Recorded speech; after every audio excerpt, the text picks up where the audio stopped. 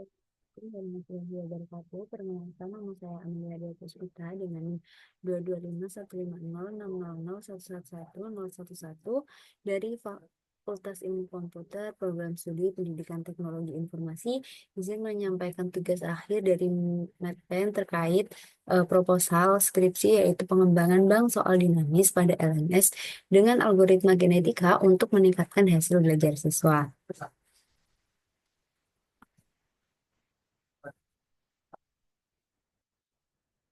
Nah, untuk yang akan saya bahas yaitu ada latar belakang, kemudian ada rumusan masalah, ada tujuan penelitian, yang keempat manfaat penelitian, yang kelima landasan kepustakaan, dan yang terakhir yaitu terkait metodologi penelitian. Untuk latar belakang sendiri, yaitu dilatar belakangi oleh yang pertama, pembelajaran pemrograman berbasis problem solving merupakan evaluasi yang adaptif terhadap kemampuan siswa. Kemudian, sistem evaluasi tradisional kurang adil karena soal yang sama bisa terlalu mudah atau terlalu sulit bagi beberapa mahasiswa. Nah, pembelajaran pemrograman berbasis problem solving ini menuntut siswa untuk memahami konsep abstrak sekaligus memiliki kemampuan praktis dalam menyelesaikan masalah nyata. Maka evaluasi ini seringkali dilakukan melalui soal-soal ujian yang dirancang untuk mengukur sejauh mana siswa mengetahui eh, usaha atau hasil belajarnya. Namun dengan soal yang statis ini tidak efektif bagi siswa karena ada siswa yang progres belajarnya ini lambat, ada juga siswa yang progres belajarnya ini terlalu cepat gitu. Jadi bank soal dinamis ini membantu siswa untuk belajar sesuai karakteristik siswanya masing-masing.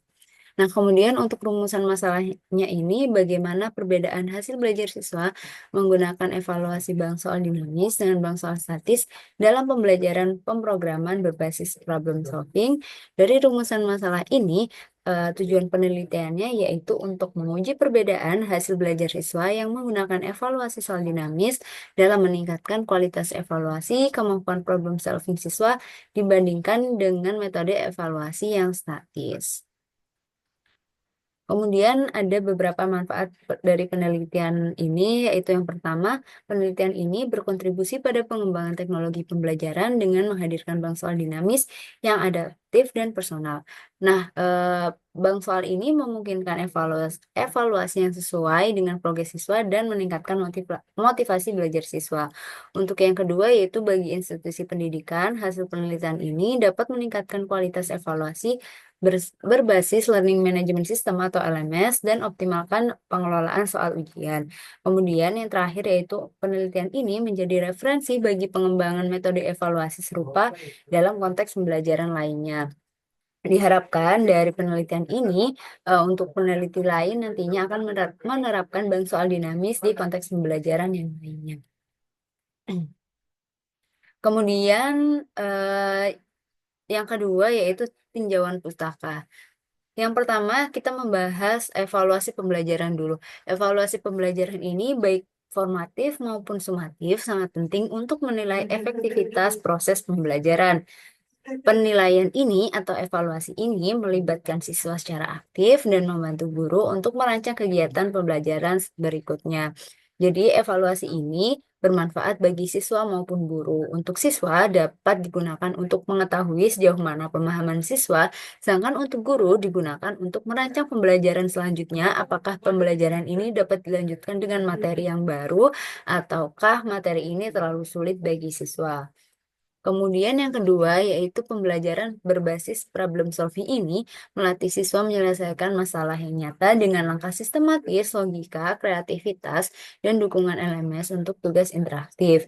Di sini konteks pembelajarannya yaitu pemrograman. Jadi pemrograman ini sangat kompleks. Jadi dibutuhkan pembelajaran yang berbasis problem solving agar siswa dapat memahami pembelajaran ini dengan bermakna. Kemudian yang ketiga yaitu mengenai LMS atau Learning Management System, yaitu platform berbasis web yang mendukung pembelajaran daring dengan menyediakan fitur seperti berbagi materi, penilaian tugas, dan forum diskusi, sehingga meningkatkan kualitas pembelajaran dan memudahkan administrasi pendidikan. Jadi di LMS ini ada berbagai fitur. Salah satu yang menonjol yaitu untuk berbagi materi. Di sini guru dapat membagikan materi dan siswanya mengakses materi ini di mana saja.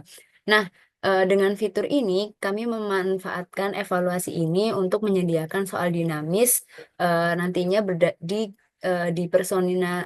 dipersonalisasi berdasarkan progres belajar siswa untuk mengakses materinya itu sendiri. Kemudian selanjutnya yaitu mengenai bank soal statis, yaitu kumpulan soal yang tetap tanpa personalisasi. Nah, digunakan untuk evaluasi pembelajaran dengan soal yang sama bagi semua siswa. Jadi kalau bank soal statis ini, guru merancang sejumlah soal dengan tipe yang sama nantinya diletakkan pada bagian bab-bab evaluasi. Misalnya bab 1 nantinya ada evaluasi di situ. Ketika siswa mengakses evaluasi tersebut, antara siswa satu dan siswa lain akan mendapatkan soal yang sama walaupun nanti nomornya yang diacak ataupun pilihan gandanya yang diacak, namun soalnya tetap sama. Nah, kemudian bagaimana dengan bank soal dinamis? Nah, bank soal dinamis ini pada LMS menyajikan evaluasi yang disesuaikan dengan progres belajar siswa untuk memastikan soalnya ini relevan dan sesuai kemampuan mereka. Selain belajar di kelas, pastinya siswa akan disediakan LMS untuk mengakses materinya di rumah dan belajar sesuai kecepatan mereka masing-masing. Nah, dari data akses materi LMS ini nantinya evaluasi yang mereka kerjakan ini disesuaikan dengan progres belajar mereka agar siswa satu dan siswa lainnya ini memiliki kemampuan dan pemahaman yang berbeda yang nantinya mencapai tujuan pembelajaran yang sama.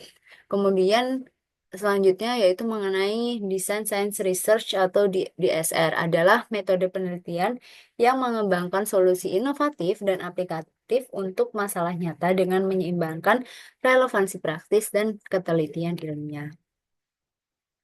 Kemudian di sini terdapat metodologi penelitian yang saya gunakan, yaitu yang pertama, untuk pendekatannya saya menggunakan Design Science Research Methodology atau DSRM.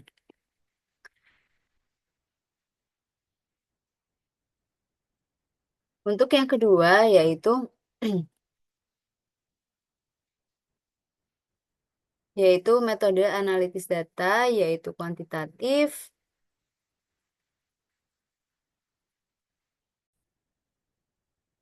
Untuk yang pertama yaitu pendekatannya saya menggunakan DSRM atau Design Science Research Methodology yang memiliki 6 tahap. Yang pertama yaitu Problem Identification and Motivation. Nah, di tahap ini saya mengidentifikasi masalahnya terlebih dahulu dan motivasi pengembangan sistem bank soal ini. Data yang dikumpulkan melalui wawancara dengan guru atau tenaga pendidik. Kemudian yang kedua yaitu Define the Objective for a solution. Nah, setelah masalah diidentifikasi, tujuan pengembangan sistem ini ditetapkan. Jadi, di langkah yang kedua ini menetapkan tujuan. Kemudian yang ketiga, design and development. Pada tahap ini, sistem dirancang dan dikembangkan seperti merancang alur logika, kemudian struktur basis datanya, dan antarmuka penggunanya, serta membuat prototipenya. Kemudian demonstration. Nah, pada tahap ini, sistem diuji untuk memastikan semua fitur berfungsi sesuai kebutuhan. Kemudian untuk evaluasi digunakan untuk mengukur efektivitas dan kegunaan sistem.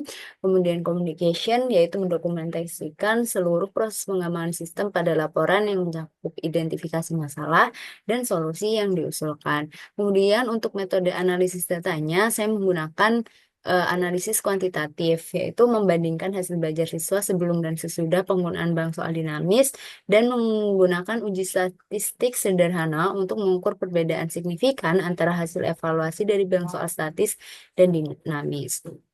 Kemudian, untuk model pengembangan perangkat lunaknya, saya menggunakan model waterfall. Jadi, untuk model waterfall ini ada 5 step. yaitu yang pertama requirement analysis, yang kedua desain, yang ketiga development, yang keempat testing, dan yang kelima ini maintenance. Jadi di tahap pertama yaitu mengidentifikasi kebutuhan sistem termasuk karakteristik bank soal dan kriteria personalisasi. Yang kedua yaitu desain merancang struktur sistem bank soal dinamis termasuk basis data antarmuka dan algoritma personalisasi. Kemudian yang ketiga itu development, yaitu mengembangkan sistem menggunakan bahasa pemrograman yang sesuai. Kemudian yang pada tahap keempat kita melakukan testing, yaitu menguji kendala dan akurasi sistem melalui uji coba pada kelompok siswa. Dan yang terakhir yaitu maintenance, yaitu mengintegrasikan sistem ke LMS dan melakukan perbaikan berdasarkan masukan dari pengguna. Untuk objek penelitiannya sendiri, kami akan melakukan pada peserta didik kelas 10 1 dan 10 2 yang sedang mengikuti mata pelajaran pemrograman di SMKN 12 Malang. Oke, sekian presentasi dari saya. Kurang lebihnya mohon maaf. Wassalamualaikum warahmatullahi wabarakatuh.